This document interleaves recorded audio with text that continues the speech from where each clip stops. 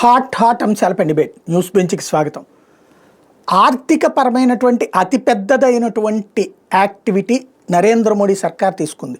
GST అంటే అతిపెద్ద భారం అని భావిస్తున్నటువంటి వేళ 4 స్లాబుల నుంచి 2 స్లాబులకి తీసుకొచ్చింది. దాని వలన భారీ మార్పులు చోటు చేసుకున్నాయి. అదే సందర్భంలో అమెరికా ఒక పక్కన ఆంక్షలతో వేధించే ప్రయత్నం చేస్తున్నటువంటి వేళ భారతదేశం వేస్తున్న అడుగులు ఈ పరిస్థితిని ఏ మేరకు సరిచేయగలుగుతాయి, ఇప్పుడు ఏవి తగ్గుతున్నాయి, ఏవి పెరుగుతున్నాయి, ఎందుకు తగ్గుతాయి, ఎందుకు పెరుగుతాయి, వీటి పరిణామాల ఫలితం భారత ఆర్థిక వ్యవస్థ మీద ఏ విధంగా ఉండబోతోంది. ప్రస్తుతం ఆర్థిక నిపుణులు చాడా శాస్త్రి గారు ప్రస్తుతం మనతో పాటు లైవ్లో జాయిన్ అవుతున్నారు. నమస్తే అండి. నమస్తే అండి. జిఎస్టీకి సంబంధించి ఈ ఆకస్మిక నిర్ణయం అమెరికాని దృష్టిలో పెట్టుకుని తీసుకుందా, లేదా లాంగ్ స్టాండింగ్ ఇండియన్ వ్యూహాన్ని దృష్టిలో పెట్టుకుని తీసిందా? నిజం చెప్పాలంటే ఇది చాలా లాంగ్ స్టాండింగ్ వ్యూహం అండి. అమెరికాది మధ్యలో వచ్చింది, కానీ ఇది చాలా రోజులు బట్టి అనుకుంటున్నదే. యాక్చువల్గా ప్రాబ్లం ఏంటంటే దేశంలోనే అసలు జిఎస్టీ అన్నదే సామాన్య జనాలకు అసలు పూర్తిగా అవగాహన లేదు. మీడియా కూడా దీని గురించి పెద్దగా ప్రచారం చేయలేదు. చాలా మంది ఏమనుకుంటారంటే 2017లో నరేంద్ర మోడీ తీసుకొచ్చిన జిఎస్టీ అది ఒక రకమైన కొత్త ట్యాక్స్, ప్రతి వస్తువు మీద మోడీ ట్యాక్స్ వేశారు అన్న అపోహ ఈ రోజు కూడా ఉందండి. కానీ అది శుద్ధ తప్పు అండి. మీ ద్వారా నేను ప్రేక్షకులకు చెప్పదలుచుకుంది ఏంటంటే జిఎస్టీ అన్నది అసలు ఏ రకమైన కొత్త రకమైన ట్యాక్స్ కాదు. జిఎస్టీ అన్నది ఏమిటంటే 2017 ముందు, అంటే 16, 14 అంతకు ముందు ఎంతసేపు ఉన్న అన్ని రకాల ట్యాక్సులు కలిపి ఒక ట్యాక్స్ కింద తయారు చేసి దానికి పెట్టిన పేరే జిఎస్టీ అండి.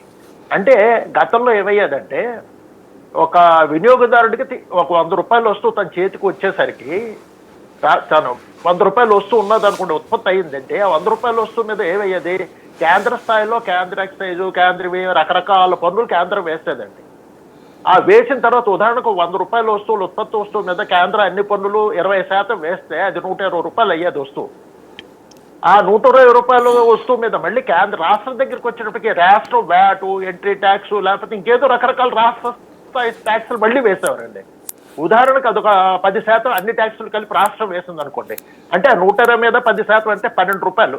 అంటే మొత్తం ఒక్కోసం 100 రూపాయలు తయారైన వస్తువు వినియోగదారుడి చేతికి వచ్చేటప్పుడు 132 రూపాయలు లాభాలు లేకుండా.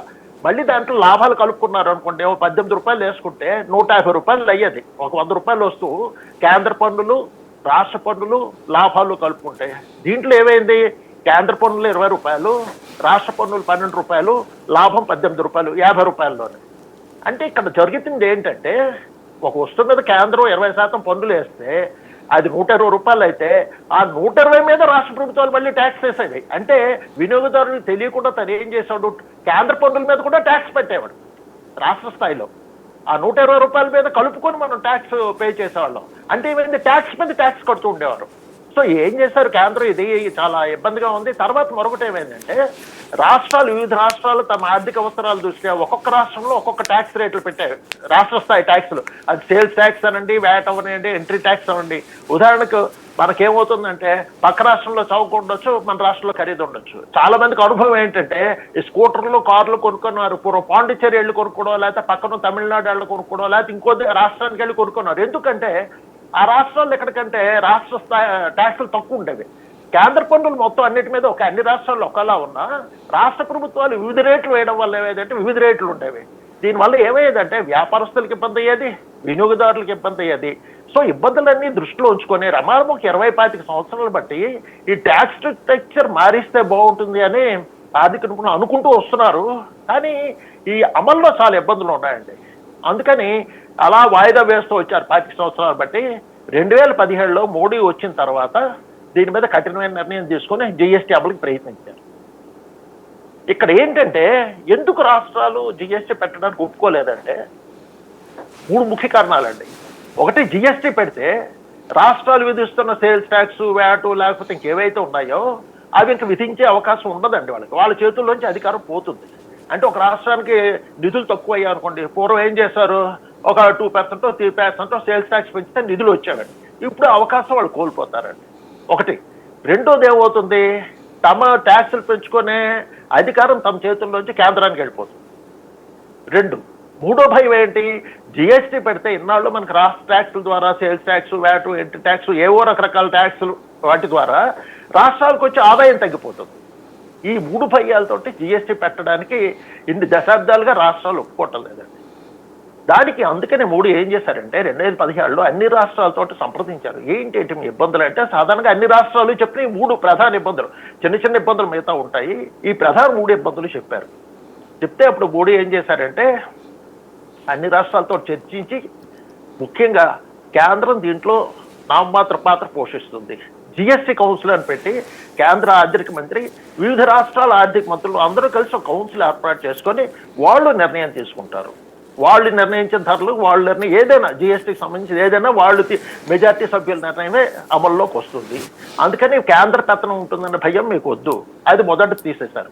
రెండోది ఏంటి, మా రాష్ట్రాలకి అవసరమైనప్పుడు మేము ట్యాక్సులు పెంచుకోవడానికి మా స్వేచ్ఛ పోతుంది, ట్యాక్సులు ధరలు పోతుంది, దానివల్ల మాకు పూర్వం వచ్చే ఆదాయం కంటే జిఎస్టీ పెడితే మా ఆదాయాలు తగ్గిపోతాయి అని రాష్ట్రాలు ఫిర్యాదు చేశాయి. దానికి మోడీ ప్రభుత్వం ఏమన్నదంటే, మీకు రాష్ట్రాలు గతంలో ఎంత ఆదాయం వస్తుందో జిఎస్టీ అమలైన తర్వాత కూడా అంతే ఆదాయం వస్తుంది, మీకు ఆదాయం తగ్గదు. ఒకవేళ ఏదైనా రాష్ట్రాలకు ఏదైనా కారణం వల్ల ఆదాయాలు తగ్గితే ఎంత మేర మీకు ఆదాయాలు తగ్గారో అంత మేర కేంద్ర ప్రభుత్వం మీ ఆదాయాలు, పాత ఆదాయాలు సరిపోయేంత దాకా కానీ, లేకపోతే 5 సంవత్సరాల వరకు కానీ కేంద్ర ప్రభుత్వం మీకు మద్దతు ఇస్తుంది, డబ్బులు ఇస్తుంది అని చెప్పారు. దీంతో చాలా రాష్ట్రాలు కన్విన్స్ అయ్యాయి. అందరి సహకారంతో అది విప్లవాత్మకమైన సంస్కరణ అండి. స్వాతంత్రం వచ్చిన తర్వాత ఇంత పెద్ద సంస్కరణ మళ్ళీ 1990లో చేసిన ఆర్థిక సంస్కరణల కంటే కూడా ఒక విధంగా చెప్పాలండి చాలా పెద్ద సంస్కరణ ఇది. అన్ని రాష్ట్రాలు ఒప్పుకున్నాయి, 2017లో పెట్టారండి. ఇక్కడ మరొక సంగతి చెప్పాలి, 2017లో ఇది పెట్టినప్పుడు ముఖ్య ఉద్దేశం ఏంటంటే, ఆ రోజు దాకా ఉన్న రేట్లు, కేంద్ర తర్వాత రాష్ట్ర ప్రభుత్వాల రేట్లు అన్నీ చూసుకొని, ఆ కేంద్ర ట్యాక్సుల వల్ల కేంద్రానికి ఎంత ఆదాయం వస్తుంది, రాష్ట్ర ట్యాక్సుల వల్ల రాష్ట్రాలకు ఎంత ఆదాయం వస్తుంది, ఈ ఆదాయాలు తగ్గిపోకుండా పాత రేట్లు రమారం అలాగే ఉంటే రాష్ట్రాలకు నష్టం జరగదు, కేంద్రాలకి నష్టం. జిఎస్టీ పెట్టడం వల్ల కేంద్రానికి రాష్ట్రాలకి నష్టం లేకుండా ఏ స్లాబ్స్ పెడితే బాగుంటుంది, అది ముఖ్యంగా ఆలోచించిన ఉద్దేశం. ఒక లాభం, డైరెక్ట్ లాభం ఏమొస్తుందంటే వినియోగదారులకి ట్యాక్స్ మీద ట్యాక్స్ పడడం అనేది పోతుంది, పూర్తిగా పోతుంది. అది అల్టిమేట్గా వినియోగదారుడికి లాభం, ఎంత వద్దన్నా సరే మొట్టమొదటి లాభం అది వస్తుంది. ఇది అంటే ఫస్ట్ జిఎస్టీ పెట్టిన ఉద్దేశం ఏంటంటే, ఈ జిఎస్టీ పెట్టేటప్పుడు, రేట్లు పెట్టేటప్పుడు, స్లాబులు పెట్టేటప్పుడు ఇది దృష్టిలో పెట్టుకున్నారండి. కేంద్రం కానీ రాష్ట్రాలు కానీ అంతకు ముందు వస్తున్న ఆదాయాలు తగ్గకూడదు అని. సో అందుకని మొదటిసారి పెట్టిన రేట్లు అలా పెట్టిన తర్వాత ఓ ఏడాది 2 ఏళ్ళు చూసిన తర్వాత రాష్ట్రాలకు ఆదాయం ఎలా వస్తుంది, కేంద్రానికి ఆదాయం ఎలా వస్తుంది అన్నీ చూసిన తర్వాత మధ్య మధ్యలో కొన్ని రేట్లు తగ్గించడం, కొన్ని రేట్లు పెంచడం అని చేశారు. ఆ మధ్యలో చాలా రేట్లు కొన్నిటికి తగ్గించారు. తగ్గించిన తర్వాత ఏమైందంటే గత 6 నెలలు ప్రమారం సంవత్సరం బట్టి చూస్తే జిఎస్టీ వసూళ్లు గణనీయంగా పెరిగాయండి. ప్రమారం నెలకి 2 లక్షల కోట్లు టచ్ అవుతుంది యావరేజ్ని. సో అందుకని ఈ పరిస్థితుల్లో ఇంకొక మార్గం ఆలోచించారు. ఇప్పుడు ఏంటంటే జిఎస్టీ పెట్టాము, స్టెబిలైజ్ అయింది, రాష్ట్రాలకు ఆదాయం వస్తుంది, కేంద్రాలకు ఆదాయం వస్తుంది, వినియోగదారుడు కూడా పూర్వంతో పోలిస్తే అది మనం చూసుకోవటం లేదు కానీ ఖచ్చితంగా ధరలు ₹1, ₹2 తగ్గి ఉంటాయి జిఎస్టీ పెట్టడం వల్ల. సో ఈ పరిస్థితుల్లో ఏంటి, ఇంకా జిఎస్టీ తగ్గితే, ధరలు తగ్గితే, వస్తువులకు డిమాండ్ పెరిగితే వినియోగదారులు ఎక్కువ ఖర్చు పెడతారు. వినియోగదారులు ఎక్కువ ఖర్చు పెడితే జిఎస్టీ తగ్గిన రేట్ల మీద కూడా ఆదాయం ప్రభుత్వాలకు వస్తుంది. అందుకని ఈ ఆలోచన చేసి ఇప్పుడు ఇది లాంగ్ టర్మ్ అన్నమాట, స్టెప్ బై స్టెప్ చేసుకొస్తున్నారు. ఇప్పటికీ ఇది ఫైనల్ ఫ్రూట్స్ ఇప్పుడు వినియోగదారులకు పూర్తి లాభాలు అందుతున్నాయండి. ఈ కొత్తగా రేపు సెప్టెంబర్ 22 నుంచి పెట్టబోయే సంస్కరణల వల్ల పూర్తి లాభాలు అందుతాయి. ఇవాళ ఈ తగ్గించినటువంటి వాటిలో ఇంతవరకు లేనటువంటిది ఏది, ఇన్సూరెన్స్ పాలసీలు, లేకపోతే కొన్ని రకాల మందుల మీదను కూడా 0% ట్యాక్స్ తీసుకుని వచ్చారు. ఇవన్నీ ఇంతకాలం తప్పు అని అనిపించలేదనుకోవాలా? అంటే యాక్చువల్గా చెప్పాను కదా, మనకేంటంటే సామాన్య జనాలకు కానీ చాలా వాళ్ళకి కానీ అవగాహన లేదండి. మీకు ఒక ఉదాహరణ చెప్తాను. 2016 అంటే జిఎస్టీ పెట్టకముందు యూపీఏ టైంలోని, తర్వాత 3 వచ్చిన కొత్తలో కూడా రేట్లు మార్చినప్పుడు 2016కి అన్ని రకాల సెంట్రల్ ఎక్సైజ్లు, స్టేట్ ఎంట్రీ ట్యాక్స్లు అన్నీ కలుపుకొని సిమెంట్ మీద 28% నుంచి 30% ఉండేదండి ట్యాక్స్. మొత్తం ట్యాక్స్లు ఎన్నుకొని వినియోగదారుడు మొత్తం 30% ట్యాక్స్ పే చేశాడు. మొదటిసారి జిఎస్టీ మార్చినప్పుడు ఈ 30%ని 28% తగ్గించారు, 28 స్లాబ్లోకి తీసుకొచ్చారు. రేపు సెప్టెంబర్ 22 నుంచి మార్పు కదా 18% తీసుకొచ్చారు. అంటే మీకు ఈ 6 ఏళ్లలో సిమెంట్ మీద రమారమే 10 నుంచి 12% జిఎస్టీ తగ్గిందండి. ఎప్పుడు ఏ రేటుతో పోలిస్తే మీరు యూపీఏ ప్రభుత్వం ఉన్న ట్యాక్స్ రేటుతో పోలిస్తే ఇప్పుడు సుమారు 10 నుంచి 12% ఒక సిమెంట్ మీద తగ్గుతుంది. అట్లాగే కొన్ని వస్తువులు అయితే మీకు చాలా ఆశ్చర్యం వేస్తుందండి. డిటర్జెంట్లు, షాంపూలకి 2014 అంటే మోడీ ప్రభుత్వం జిఎస్టీ పెట్టకముందు 30% పే చేసేవాళ్ళం అండి. ఇది తెలియదు మనకి, ఎందుకంటే వెనకాతలు జరిగేది. ఎక్కడ రేట్లు మనకి పైన కనిపించేవి కాదు, వెనకాతలు జరిగేది. కాబట్టి సెంట్రల్ ఎక్సైజు, స్టేట్ ఎక్సైజు, తర్వాత స్టేట్ వ్యాటు, ఎంట్రీ ట్యాక్సులు, లగ్జరీ, ఏవో రకరకాల ట్యాక్సులు, మొత్తం 25 రకాల ట్యాక్సులు అన్నీ కలిపి వినియోగదారులు డిటర్జెంట్ల మీద, సర్ఫ్ ఇటువంటి వాటి మీద 30% పే చేసేవారండి. దానిని జిఎస్టీ కౌన్సిల్ లాస్ట్ టైం మొదటిసారి పెట్టినప్పుడు 28, తర్వాత 18 చేశారు. ఇప్పుడు ఆశ్చర్యంగా దాన్ని 5% చేశారండి. అంటే 2014లో ఒక సబ్బు మీద వినియోగదారుడు 30% పే చేస్తుంటే రేపు సెప్టెంబర్ 22వ తేదీ నుంచి కేవలం 5% ట్యాక్స్ మాత్రం పే చేస్తాడు. ఎంత లాభం వినియోగదారుడికి ఆలోచించండి. అంటే పూర్వం 100 రూపాయలు వస్తూ 130 రూపాయలకు ఉంటే అదే 100 రూపాయలు వస్తే ఇప్పుడు 105 రూపాయలకు వాటికి దొరుకుతుంది. అది అంత పెద్ద తేడా వస్తుంది. చాలా వస్తువులు ఇట్లాగా వినియోగదారుడు ఉపయోగించే చాలా వస్తువులు. ఇక ఇన్సూరెన్స్ అయితే పూర్వ ఒక హెల్త్ ఇన్సూరెన్స్ పాలసీ 50,000 పాలసీ తీసుకుంటే యూపీఏ టైంలో దాని మీద సర్వీస్ ట్యాక్స్ అయినా అప్పుడు జిఎస్టీ లేదు, సర్వీస్ ట్యాక్స్ 15% ఉండేదండి. 15% అంటే 50,000 మీద మీకు ప్రమారం 7,500 ట్యాక్స్ పడేది, ఎక్స్ట్రా సర్వీస్ ట్యాక్స్ పడేది. మోడీ ప్రభుత్వం వచ్చిన తర్వాత దాన్ని 18% చేశారు, అంటే ఇంకా ఎక్కువ చేశారు. ఇప్పుడు ఏం చేశారు, హెల్త్ ఇన్సూరెన్స్ 0%లోకి తీసుకొచ్చారు, లైఫ్ ఇన్సూరెన్స్ 0%లోకి తీసుకొచ్చారు, హెల్త్ ఇన్సూరెన్స్ 0%. వ్యక్తిగతంగా పాలసీలు తీసుకున్న అందరికీ పూర్వం ఒక లక్ష రూపాయలు ప్రీమియం కడితే 1,18,000 కట్టవలసి వచ్చేది, వాడు 18,000 జిఎస్టీ. ఇప్పుడు 1,00,000 రూపాయలకి ప్రీమియంకి 1,00,000 రూపాయలు కడితే సరిపోతుంది, నేరుగా 18,000 వాళ్ళకి లాభం ఉండే వినియోగదారులు. ఇలా చాలా వస్తువుల మీద ఇలా తీస్తారు. ఇది తీయడానికి కారణం, ముఖ్య ఉద్దేశం ఏంటంటే ప్రజల చేత ఎక్కువ వస్తువులు కొనిపిస్తే టర్న్ ఓవర్ పెరిగితే దేశంలో జీడిపి కూడా పెరుగుతుందండి. తర్వాత తగ్గించిన రేట్ల వల్ల ఎక్కువ వస్తువులు కొంటారు కాబట్టి ఈ లాస్ రికవర్ అవుతుందని వాళ్ళు ఆశపడుతున్నారు. రమారి ఈ సంస్కరణలు తేవడం వల్ల 48 నుంచి 50,000 కోట్లు జిఎస్టీ లాస్ ఉంటుందని అంచనా వేస్తున్నారు. ఇది రాబోయే 2-3 నెలల్లో చూస్తే వీళ్ళ అంచనాలు ఎంత దాకా నిజం అవుతాయో తెలుస్తుంది. ఈ రేట్లు తగ్గించడం వల్ల ఎంత మేర డిమాండ్ పెరిగి మళ్ళీ కేంద్రాలకి రాష్ట్రాలకి ఆదాయం సమకూరుతుందా లేదా చూస్తారండి. రైట్. అంటే మీరు చెప్పినటువంటి విధంగా ట్యాక్స్కి సంబంధించి పబ్లిక్కి అవగాహన లేదు. ఇప్పుడు ఫర్ ఎగ్జాంపుల్ ఇదివరకు హోటల్కి వెళ్తే టిఫిన్ ఇంత తినేస్తాం, బిల్లు కట్టేస్తాం. ఇప్పుడు ఆ బిల్లు మీద ఇదిగో మీకు ట్యాక్స్ ఇంత అని కనబడుతుండటం వల్ల ఇదిగో 28% తింటున్నారు. రెస్టారెంట్కి వెళ్తే, ఏసీ రెస్టారెంట్కి వెళ్తే 28% పన్ను. మనం 1,000 రూపాయలు తింటే 280 రూపాయలు ట్యాక్స్ వేస్తున్నారా అనే ఫీలింగ్ వచ్చింది. అట్లాగే మీరు చెప్పిన సోపులో లేకపోతే ఇంకోటో జిఎస్టీ వచ్చాక ఆ తగ్గిన అమౌంట్ ప్రజలకి ఇదిగో అంతకుముందు దానికంటే ఇంత తగ్గిందనేది ప్రజలకి తెలియలా. అది తెలియ చెప్పడంలో ఫెయిల్ అయ్యారా, లేకపోతే వ్యాపారస్తులు ఆ మధ్యలో తినేశారు అనుకోవాలా? అంటే ఇక్కడ చూడవలసింది అంటే 2 ఉంటాయండి. 2014లో ఒక వస్తువు 100 రూపాయలు ఉంది అనుకోండి, 2014లో ఒక వస్తువు 100 రూపాయలు ఉన్నప్పుడు 30 రూపాయలు జిఎస్టీ ఉంది అనుకోండి, అది 30 రూపాయలు అన్ని సేల్స్ ట్యాక్స్, సెంట్రల్ ట్యాక్స్, అప్పుడు జిఎస్టీకి ముందు 30 రూపాయలు ఉంటే అది 130 రూపాయలు అయ్యేది.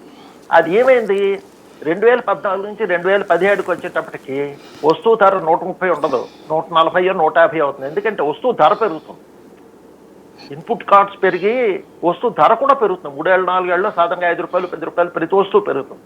సో మీకేమైంది, 130 రూపాయలు వస్తువు 2017 వచ్చేటప్పటికి 150 రూపాయలు అయింది అనుకోండి. 150 రూపాయలు అయిన తర్వాత జిఎస్టీ ఏం చేశారు, 30% 20% తగ్గించారు అనుకోండి. తగ్గిస్తే అక్కడ మీకు ఏమవుతుంది, జిఎస్టీ తగ్గినా సరే మీరు పాత రేటుతో పోల్చుకుంటే పెద్ద తేడా కనిపించదు. కానీ జిఎస్టీ తగ్గించకపోయి ఉంటే 150 వస్తూ 160, 170 అయ్యేదండి. మీకు అర్థమైంది కదా. అందుకని ఏంటంటే ప్రజలకు ఎఫెక్ట్ తెలియలేదు. పెరిగిన ధర వల్ల మీకు జిఎస్టీ పెరగడం అని తగ్గలేదు. ఇప్పుడు మీకు ఎఫెక్ట్ నెట్ ఎఫెక్ట్ బాగా కనిపిస్తుందండి. అప్పుడు ఏంటంటే స్లాబులు పెద్ద తేడా పెట్టలేదు కాబట్టి మీకు ఎక్కువ తేడా కనిపించలేదు. కానీ ఖచ్చితంగా ధరలు తగ్గాయండి. నేను కంపేర్ చేస్తాను, ఖచ్చితంగా ధరలు తగ్గాయి. అన్ని వస్తువుల మీద ₹1-2 మీకు గుర్తుండో లేదో కానీ జిఎస్టీ పెట్టిన వెంటనే కొత్తలోనే ఈ కాస్మెటిక్స్ అవనండి, సబ్బులు అవనండి, సర్ఫ్లు అవనండి, అన్నిటి మీద ఏదో ఉచిత వస్తువు ఇవ్వడం కానీ, లేకపోతే 30 రూపాయలు తగ్గించాం, 40 రూపాయలు తగ్గించాం, లేకపోతే ఒక వస్తువు ఇస్తున్నాం, ఇట్లాగే మీకు చాలా అడ్వర్టైజ్మెంట్స్ వచ్చాయి. మీరు పాత గుర్తు చేసుకుంటూ తెలుసు. ఎందుకు తగ్గించారంటే వాళ్ళు ఆల్రెడీ ప్రింట్ కొట్టేశారు. ఆ వస్తువులన్నిటి మీద పాత ధరలు ప్రింట్ కొట్టించారు కాబట్టి వాటి మీద మళ్ళీ తగ్గించలేరు. కాబట్టి ఆ వస్తువు ధర తగ్గించడానికని ఏదో ఫ్రీ గిఫ్ట్లు ఇవ్వడం కానీ లేకపోతే కొంత డిస్కౌంట్ ఇవ్వడం కానీ అనౌన్స్ చేశారండి. ఇది చాలా మంది వినియోగదారు గమనించలేదు. ఆ ఫీల్డ్ లో గమనించిన వాళ్ళకి ఇవన్నీ తెలుస్తాయండి.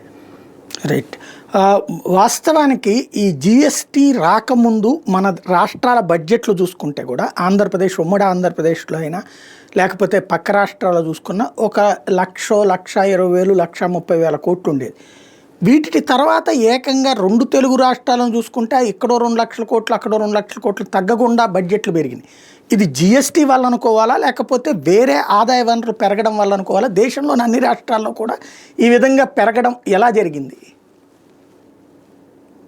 ఇది ఆదాయ పెరగడానికి 2 కారణాలు. మీరు చెప్పినట్టు జిఎస్టీ వల్ల కొనుగోలు పెరిగాయండి.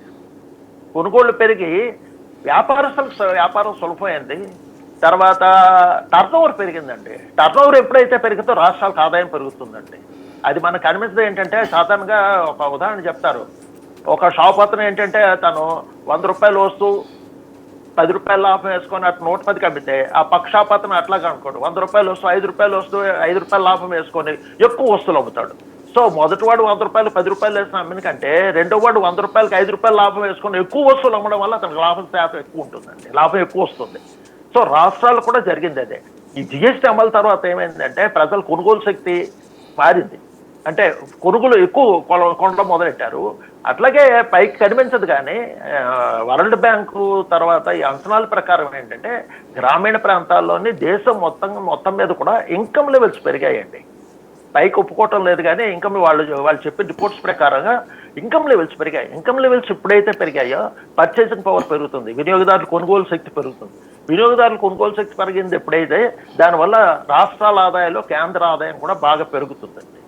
తర్వాత రకరకాల పరిశ్రమలు, నేషనల్ హైవేస్ రావడం, వీటి వల్ల జాబ్స్ ఎక్కువ అవుతున్నాయండి. జాబ్స్ ఎక్కువ వస్తే ఆదాయాలు వస్తున్నాయి. తర్వాత టోల్ ట్యాక్స్లు రావడం, అన్నీ మొత్తం మీద అభివృద్ధి చెందుతుంది. దేశం ఒక ముందుకు వెళుతూ ఉండడం వల్ల ఈ అభివృద్ధి మీకు అన్ని రంగాల్లో కనిపిస్తుంది.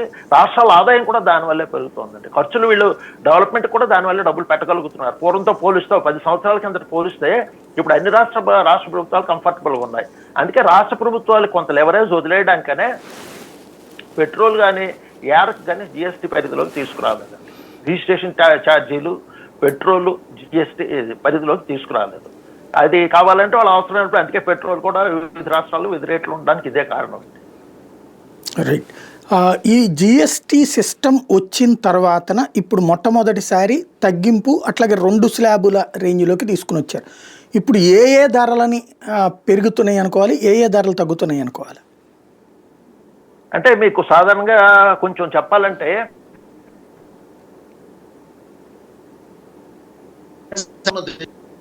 18% వస్తుంది. అంటే ఇది నేను చెప్తుంది జిఎస్టీ అసలు పెట్టకముందు యూపీఏ ప్రభుత్వం ఉన్నప్పుడు ఉన్న ట్యాక్సులు, మొత్తం ట్యాక్సులు ఎంత, ఇప్పుడు అదే వస్తువు మీద ట్యాక్స్ జిఎస్టీ రేపు సెప్టెంబర్ 22 నుంచి మనం పే చేయబోయే ట్యాక్స్ ఎంత. పూర్వం సిమెంట్ 28-30% ఉన్నది, ఇప్పుడు ప్రస్తుతం 18% వస్తుందండి. అట్లాగే శానిటరీ, స్త్రీలు వాడుకునే శానిటరీ ప్యాడ్స్ మీద 12-13% ట్యాక్స్ పడేదండి. ఇప్పుడు పూర్తిగా 0% అండి, ₹1 పడదండి. అట్లాగే పెయింట్స్, ఇళ్లకు వేసుకునే పెయింట్స్ 30% దాకా ట్యాక్స్ పడేదండి, ఇప్పుడు అది 18%కి వచ్చింది. అట్లాగే జోళ్ళు అండ్ బ్రాండెడ్ జోళ్ళు వేసుకుంటే పూర్వం 18% ఉండేది, అది ఇప్పుడు 5%కి వచ్చిందండి. టెలివిజన్ సెట్స్ పూర్వం 30% దాకా ట్యాక్స్ పడేవి, ఇప్పుడు అది 18%కి తగ్గిందండి. అట్లాగే రిఫ్రిజిరేటర్లు, వాషింగ్ మిషన్స్ అవి కూడా అంతేనండి. 30% దాకా ట్యాక్స్ పడేది 2014లో, ఇప్పుడు అది 18%కి తగ్గుతుందండి. రెస్టారెంట్స్ 21% దాకా పడేవి, అవి ప్రస్తుతం 5% దాకా తగ్గుతుందండి. అట్లాగే డిటర్జెంట్, షాంపూలు ఈ పూర్వం 30% దాకా 28-30% ట్యాక్సులు కట్టేవాళ్ళం అండి మొత్తం ఒక వస్తువు మీద, అది ఇప్పుడు కేవలం 5%కి తగ్గిందండి. దీంట్లో టూత్ పేస్ట్ కూడా అదండి, టూత్ పేస్ట్ కూడా 30% దాకా ట్యాక్స్ కట్టేవాళ్ళం. ఇకపోతే కాస్మెటిక్స్ ఇవి కూడా అంతేనండి, 30% దాకా స్త్రీలు వాడుకునే సౌందర్య సాధనాలు అన్నిటి 30% దాకా ట్యాక్స్ కట్టేవారు, ఇప్పుడు 5% సరిపోతుందండి. పూర్వం ఫెర్టిలైజర్స్ వివిధ రాష్ట్రాల్లో ఉన్న ట్యాక్సులు బట్టి 12% దాకా పడేది ఆ ఎరువుల మీద, ఇప్పుడు మొత్తం మీద అసలు ఏ రాష్ట్రంలో అయినా సరే 5% ట్యాక్స్ పడుతుందండి ఈ జిఎస్టీ వల్ల. అట్లాగే చాక్లెట్స్ కూడా పూర్వం 30% ఉండేది, అది 18%కి తగ్గింది. అట్లాగే పిల్లల పుస్తకాలు, తర్వాత పెన్సిల్, వీటి మీద పూర్తిగా ట్యాక్స్ తీసేశారండి. అట్లాగే హెల్త్ ఇన్సూరెన్స్, లైఫ్ ఇన్సూరెన్స్, వ్యక్తిగతంగా పాలసీలు తీసుకుంటే పూర్వం 18% ట్యాక్స్ పడేదండి ప్రతి పాలసీ మీద. అది ఇప్పుడు పూర్తిగా 0% చేశారండి. ఇట్లా తీసుకుంటే మీకు చాలా వినియోగదారులు ఉపయోగించే 90% వస్తువుల మీద మీకు అన్ని 5% లేకపోతే 0% ట్యాక్స్ పడుతోందండి. లగ్జరీ గుడ్స్ అని చెప్పి కొన్నిట్టే పెట్టారండి, వాటి మీద సిన్ ట్యాక్స్ అని పెట్టారు. ఆ లగ్జరీ గుడ్స్ లో సిగరెట్లు, గుట్కాలు, తర్వాత కొంచెం లగ్జరీ కార్లు, హై అండ్ కార్లు, ఎస్యూలు లాంటివి పెట్టారండి. స్పోర్ట్స్ కార్లు, ఎస్యూలు ఇటువంటివి పెట్టారండి. తప్పితే మిగతా సామాన్య వస్తువులని, పూర్వం లగ్జరీ అనుకున్న వస్తువులు కూడా ఇప్పుడు 18%లోకి తీసుకొచ్చారండి. ముఖ్యంగా ఎలక్ట్రానిక్ గూడ్స్, రోజు వాడుకునే సబ్బులు, ఇటువంటి అన్నిటి మీద మీకు అట్లాగే చెప్పాలంటే పూర్వం ఈ రెడీమేడ్ ఇవి అమ్మేవారండి, రొట్టెలు. అవి రొట్టెలు కానీ లేకపోతే ఏమైనా తిరుబండారాలు అమ్మేవారు. వాటి మీద కూడా మీకు 18% దాకా ఉండేదండి. అది ఇప్పుడు 5%కి తీసుకొచ్చారండి. అట్లాగే రిఫ్రిజిరేటర్ పెట్టుకొని అప్పటికప్పుడు కాల్చుకొని తినే రొట్టెలు లాంటి పదార్థాలు, రెడీమేడ్ పదార్థాల మీద 30% దాకా ఉండేది. అది కూడా ఇప్పుడు 5%కి తీసుకొచ్చారు. చాలా రేట్లు మీకు ఆశ్చర్యకరంగా తగ్గాయండి ఇవన్నీ. మనకి తగ్గుతాయా లేదా అంటే రేపు మార్కెట్లోకి వెళ్తే 22 తర్వాత కొన్నాళ్ళు అయిన తర్వాత మనకు తెలుస్తుందండి రేట్లు ఎంత తేడా వచ్చాయి అన్నది. మనం అబ్జర్వ్ చేయటం లేదు. సాధారణంగా జిఎస్టీ 2017లో పెట్టినప్పుడు కూడా నేను చాలా మందితో వాదించాను, రేట్లు తగ్గాయని. నేను సోషల్ మీడియాలో పోస్టులు పెట్టాను, ఉదాహరణలు కూడా పోస్టులు పెట్టాను. చాలా మందికి అవగాహన లేదు అసలు. ఎప్పటికీ జిఎస్టీ అనేది ఇంతకు ముందున్న ట్యాక్స్ల మీద కొత్త ట్యాక్స్ అనుకుంటున్నారు. మీరు చెప్పినట్టుగా పూర్వం ఏంటంటే ట్యాక్స్ మనకు తెలియకుండా పే చేసేవాళ్ళం.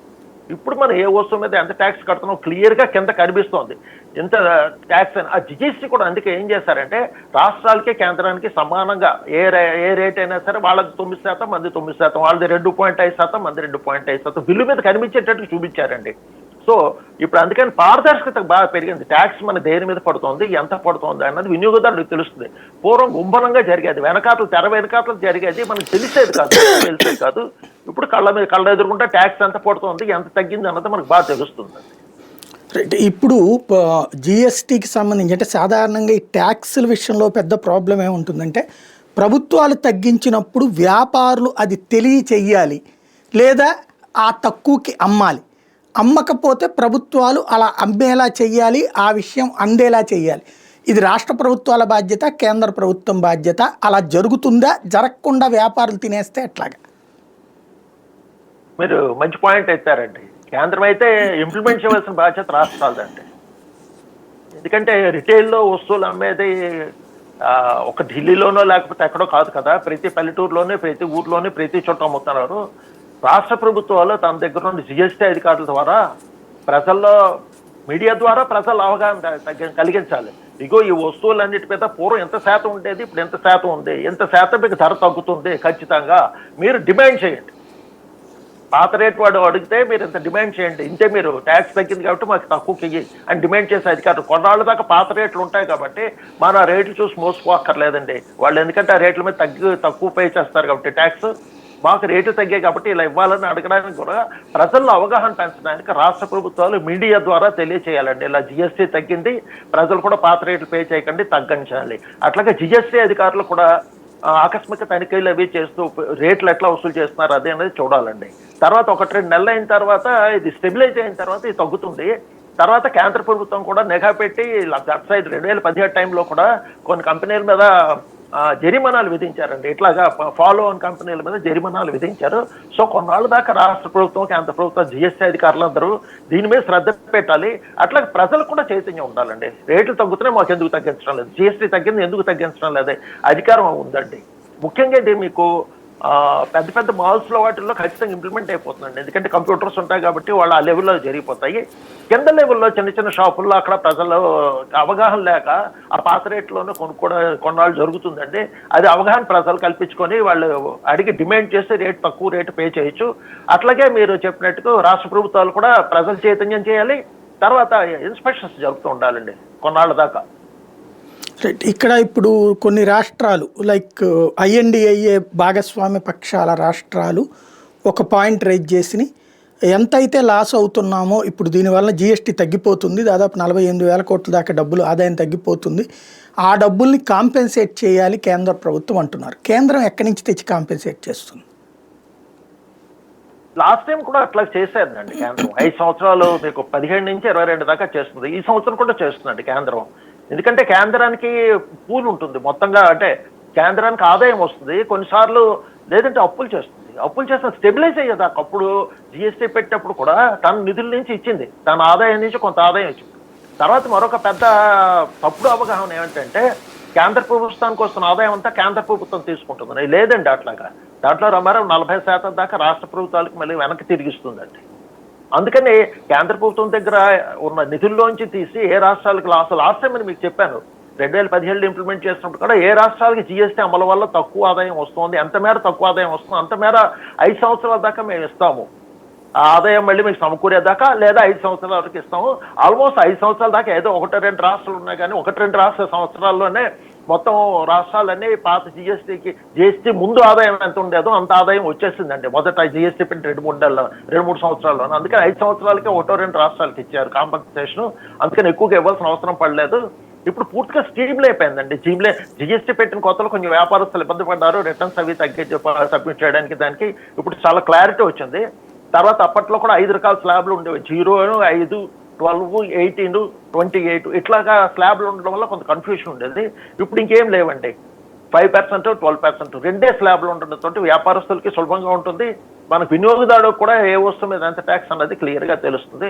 చాలా గొప్ప సంస్కరణ అండి. దీనివల్ల రాబోయే రోజుల్లో ఏమవుతుందంటే వినియోగదారుల శక్తి పెరుగుతుందండి.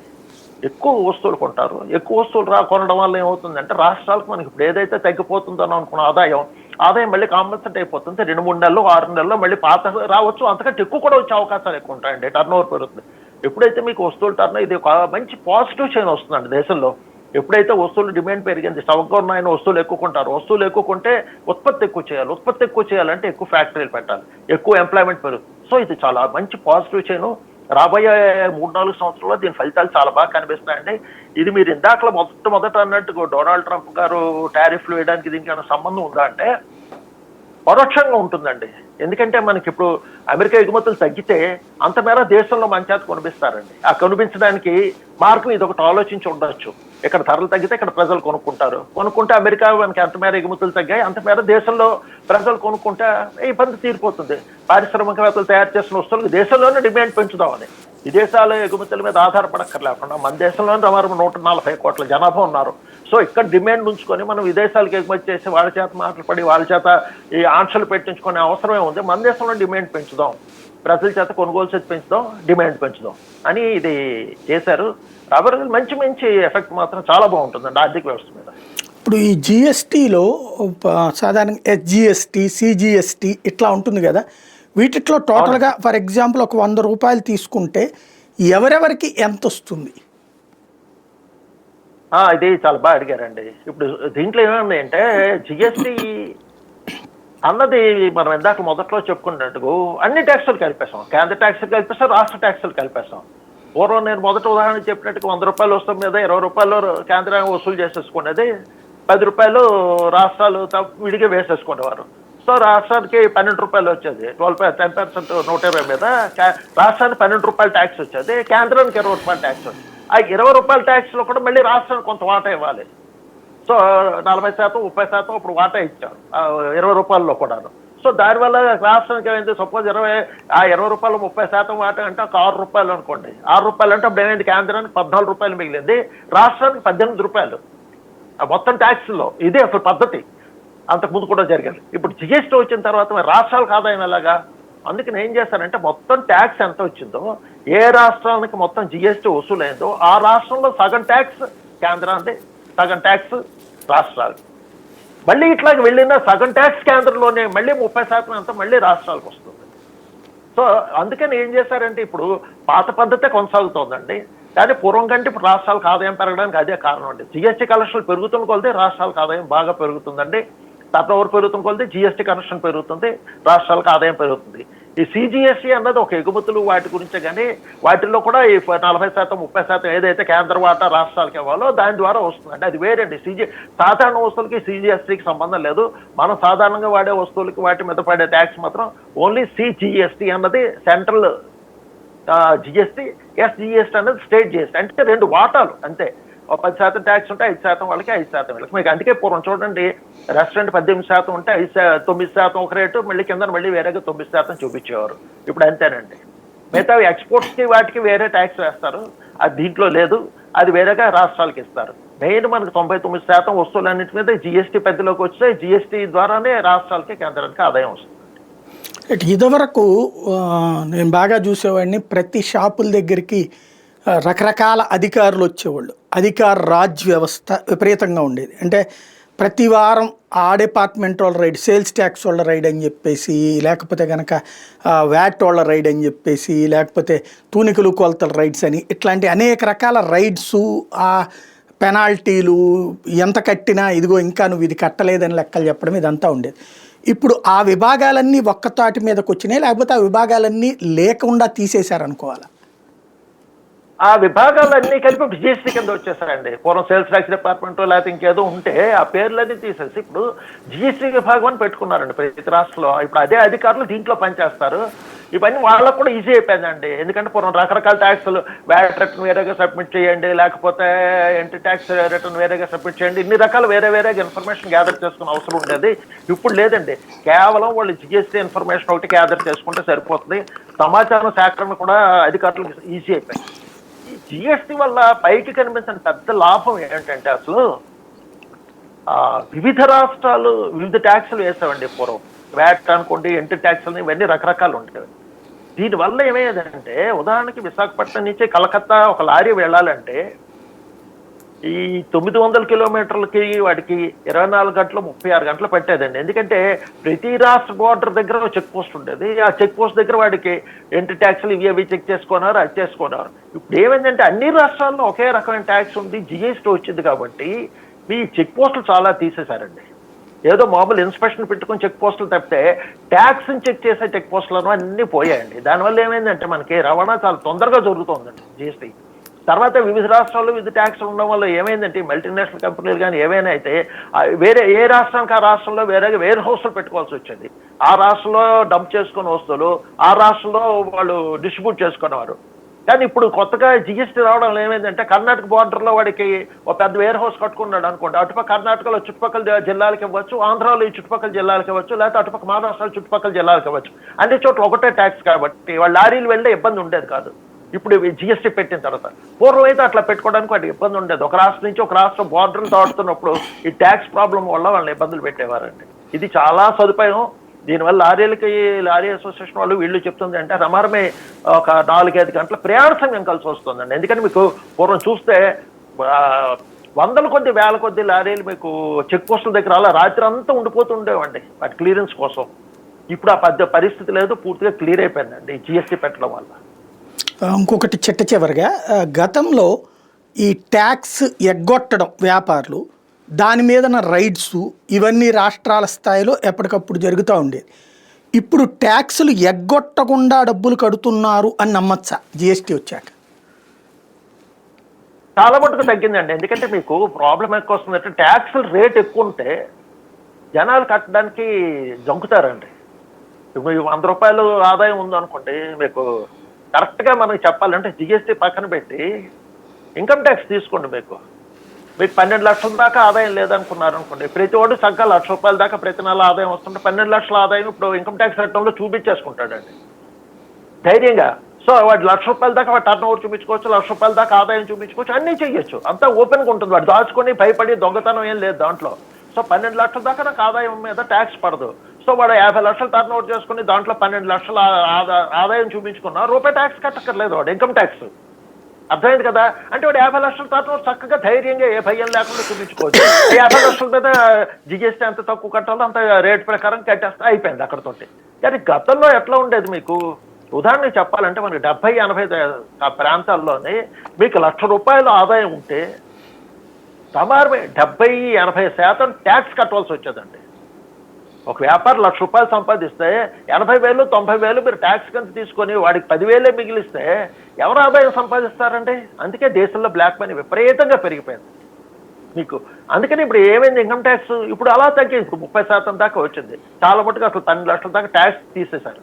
అంటే అప్పట్లో ఇందిరాగాంధీగా ఉన్న టైంలో ఒక పరిస్థితుల్లో అయితే 97% ట్యాక్స్ ఉండేదండి, హైయెస్ట్ ట్యాక్స్. అంటే మీరు 100 రూపాయలు ఆర్జిస్తే 97 రూపాయలు కేంద్ర ప్రభుత్వం మీ దగ్గర ఇన్కమ్ ట్యాక్స్ కింద తీసుకున్నది. అంటే అంత దారుణమైన. అప్పుడు ఏం చేస్తాడు, అసలు 100 రూపాయలు చూపించడండి.